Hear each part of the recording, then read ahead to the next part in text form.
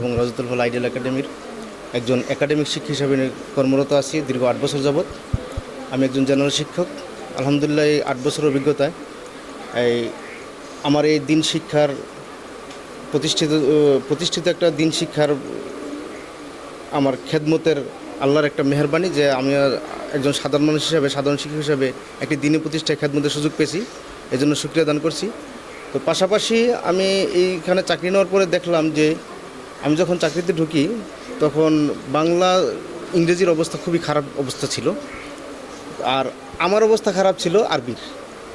তো আমি এখান থেকে আরবিটা নিয়েছি, আবার বাংলা ইংরেজির আমি ছাত্রদের মধ্যে বিলিয়ে দেওয়ার চেষ্টা করেছি।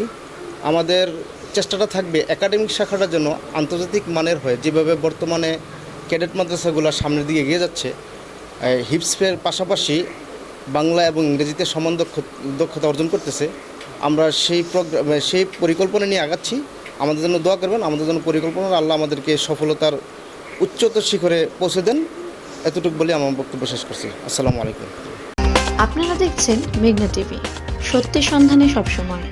এছাড়া দেশ বিদেশের নিত্য নতুন খবর জানতে মেঘনা টিভির ফেসবুক পেজ facebook+meghna.tv.bd তে লাইক দিয়ে আমাদের সাথেই থাকুন।